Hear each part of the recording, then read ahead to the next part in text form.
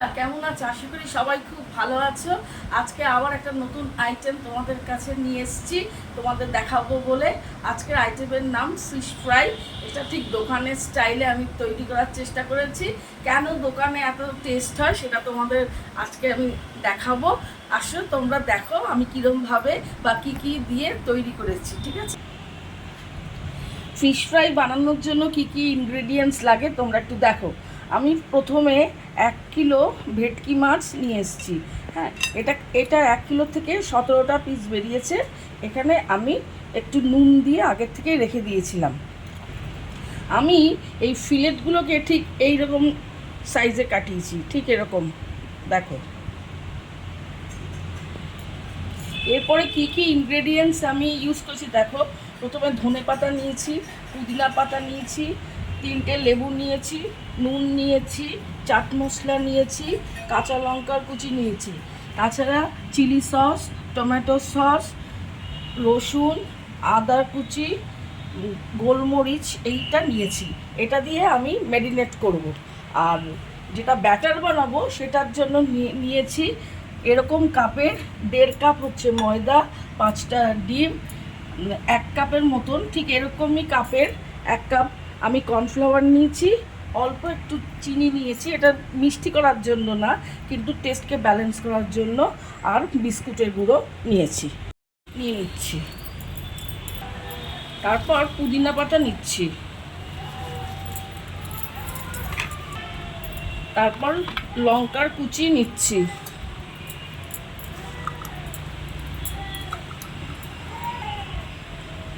তারপর রসুন নিচ্ছি, রসুনের কোয়া, তারপর আদার কুচি নিচ্ছি,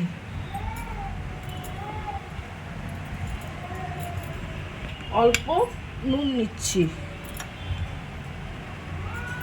এরপর সামান্য পরিমাণে একটু জল দিচ্ছি, মিক্সিতে গ্রাইন্ড করব। এবার ঢাকনা দিয়ে আমি এবার মিক্সিতে গ্রাইন্ড করব। মিক্সিতে আমি গ্রাইন্ড করে নিলাম, যে ইনগ্রেডিয়েন্টসগুলো আমি ইউজ করেছি তোমাদের দেখিয়েছি, এটা গ্রাইন্ড করে নিলাম। এখন আমি একটা পাত্রে এটা পুরোটা ঢেলে দিচ্ছি।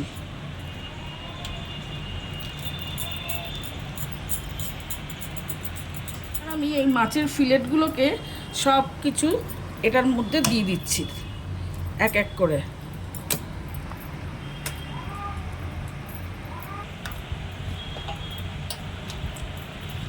ফিলেটগুলোকে ভালো করে আমি মাখাচ্ছি ম্যারিনেট করার জন্য।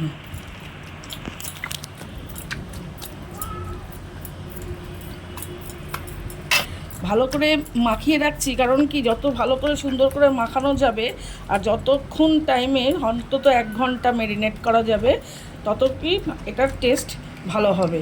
কিন্তু যেহেতু আজকে আমাদের টাইমটা কম, তাই ম্যারিনেশনের জন্য আমি এই 10 মিনিটের মতো নিচ্ছি। এর মধ্যে আমি লেবুর রস, কয়েকটা লেবুর টুকরো ভালো করে চিপে আমি এর মধ্যে লেবুর রস দিয়ে দিচ্ছি।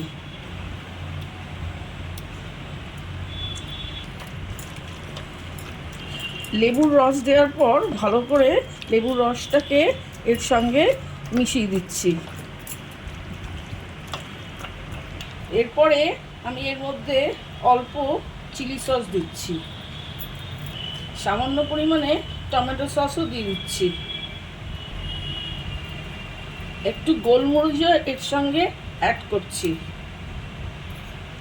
অল্প চাট মশলা এর সঙ্গে অ্যাড করছি। ভালো করে একে মিশাবো। তারপরে একটু টেস্ট করে দেখা যাবে যে যদি নুনের পরিমাণ একটু কম হয় তাহলে আরেকটু নুন আমি দেব। আমার ম্যারিনেশন সব কমপ্লিট হয়ে গেছে। আমি সব রকম ইনগ্রেডিয়েন্টস যা যা ইউজ করেছি তোমাদের কাছে দেখিয়েছি।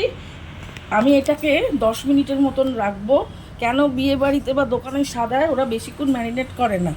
যাই হোক, এটাকে 1 ঘন্টা রাখলেও ভালো, কিন্তু আমি 10 মিনিটের মতো রেখে দিচ্ছি।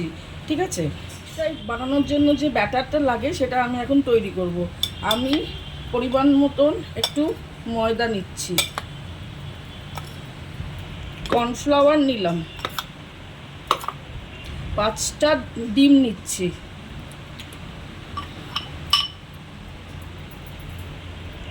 একটু টমেটো সস নিচ্ছি, একটু চিলি সসও নিচ্ছি, চাট মশলা অল্প যেটা বেঁচে ছিল সেটাও আমি এর মধ্যে দিয়ে দিচ্ছি, একটু গোলমরিচের গুঁড়ো যেটা বেঁচে ছিল সেটাও আমি এর মধ্যে অ্যাড করছি, হালকা নুন দিচ্ছি, প্রয়োজনে পরে একটু টেস্ট করে নুনটা দেওয়া যেতে পারে, লাগলে আবার দেবো, না লাগলে আবার দেবো না। হালকা একটু চিনি দিচ্ছি, খুব সামান্য, এটা মিষ্টির জন্য নয়, সবাই ভাববে যে কেন আমি চিনি দিই, এটা মানে স্বাদটাকে ব্যালেন্স করার জন্য। এবার পুরো জিনিসটাকে ভালো করে মিক্সড করতে হয়, পরে আমি জল দেব, আগে ভালো করে একের পর এক ভালো করে নাড়িয়ে একে আমি মিক্সড করছি। এরকম সব একসঙ্গে মিশালাম, এবার ধীরে ধীরে জল একটু অ্যাড করব, জল অ্যাড করে ভালো করে একে মিশাবো। মন দিয়ে দেখো ব্যাটার তৈরি করছি।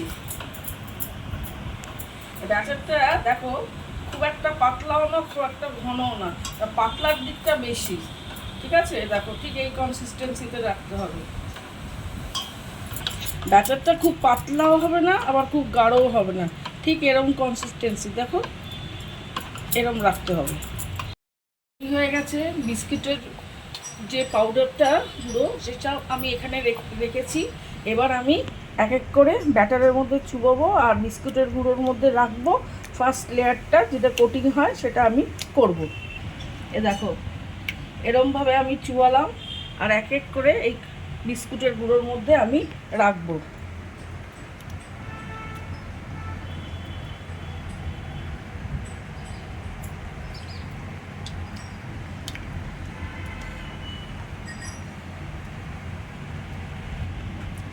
মাছটা ব্যাটারের মধ্যে চুবালাম, মাছের যে ফিলেটটা, এবার বিস্কুটের গুঁড়োর মধ্যে রাখছি। আমি ফার্স্টে বিস্কুটের গুঁড়োর মধ্যেই আগে রাখি, কারণ কি তাহলে নালে একসঙ্গে হাতে লেগে গেলে অসুবিধা হয়। ফিলেটগুলোকে আমি উল্টিয়ে দিচ্ছি বিস্কুটের গুঁড়োর অপর দিকে, যাতে ফিলেটের অপর দিকে যে বিস্কুটের গুঁড়ো লাগে, তাই জন্য আমি এখানে সব উল্টিয়ে দিলাম। একটা ফার্স্ট কোটিং আমি দিলাম, মানে ব্যাটার দিলাম, তারপরে বিস্কুটের গুঁড়োর মধ্যে এই ফিলেট রাখলাম আর এই ফার্স্ট কোটিং আমি দিলাম। দেখো এরকম স্কোয়ার শেপের করে এটা আমি এখানে রাখলাম, ঠিক এরকমভাবে করে রাখছি ফার্স্ট লেয়ার।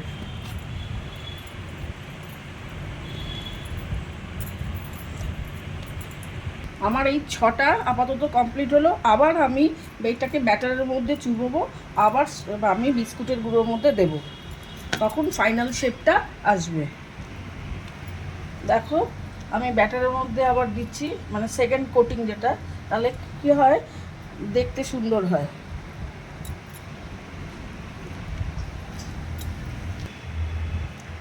ডাবল কোটিং হলে কি হয়, স্ট্রাকচারটা শক্ত থাকে আর একটি ক্রিপসি ভাবটাও থাকে। সেকেন্ড কোটিংটা দিয়েছি, এবার বিস্কিটের গুঁড়োগুলো লাগিয়ে আমি এটাকে ফাইনাল শেপ দেব।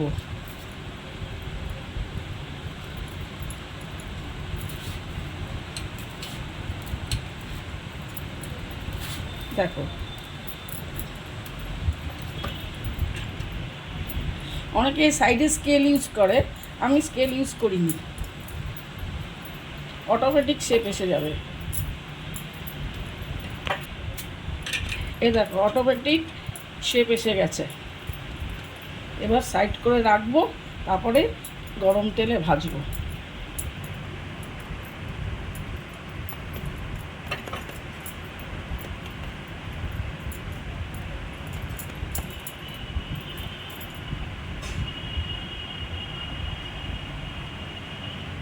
আমার ফিশ ফ্রাইয়ের যে ফার্স্ট যে স্ট্রাকচার রেডি, 1 কিলো ভেটকি মাছ থেকে 20টা ফিশ ফ্রাই বেরিয়েছে, ঠিক আছে।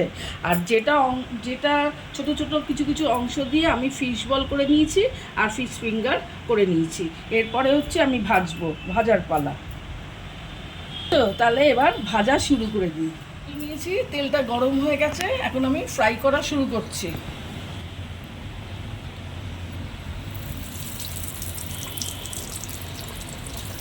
খুব ফ্রাই করতে হবে না, বেশি ফ্রাই করলে শক্ত শক্ত হয়ে যায়, আবার কমও হবে না, মিডিয়ামভাবে ফ্রাই করতে হবে।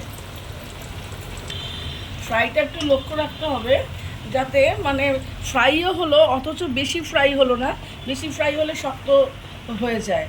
1 কিলো ভেটকি মাছ থেকে 20 পিস বেরোলো, আর ছোট ছোট অংশ যেগুলো সাইডের ছিল সেখান থেকে আমি ফিশ বল আর ফিশ ফিঙ্গার করে দিয়েছি।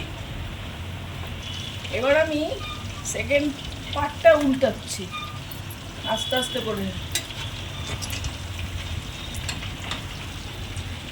ব্যাস, পাঁচটা করে ছাড়ছি। আমার ফিশ ফ্রাইটা ভাজা হয়ে গেছে, ঠিক এরকমভাবে ভাজতে হবে, অতিরিক্ত না, ঠিক আছে। এক একটা করে এখন আমি তুলব।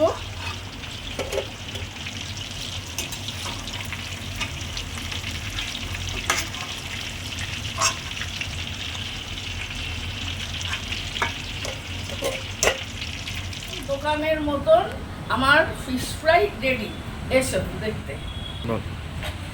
এই দেখো, 1 কিলো ভেটকি মাছ থেকে আমি বলেছিলাম 20টা আমি ফিশ ফ্রাই বার করেছি, আর ছোট ছোট অংশ যেটা কী বলুন ওই ফিশ ফ্রাইয়ের মেন অংশের থেকে বেরিয়ে যায়, সেখান থেকে আমি এইরকম বল বানিয়ে নিয়েছি, আর এখানে হচ্ছে ফিশ ফিঙ্গারও বানিয়েছি। আর পুদিনা একটু এক্সেস ছিল, তাই পুদিনার চাটনিও করেছি, কিন্তু এটা তো কাসন্দির সঙ্গে খেতে সবচেয়ে বেশি ভালো লাগবে। কেমন লাগলো? যদি ভালো লাগে লাইক কমেন্ট শেয়ার করো, তোমাদের কমেন্ট করতে আমার ভালো লাগে, আগেও বলেছি। নেক্সট ডে আবার একটা নতুন রেসিপি দিয়ে তোমাদের সামনে আমি আসবো, তোমাদের সেটাকে আমি দেখাবো। আর তোমরা সবাই সুস্থ থেকো, ভালো থেকো, টাটা।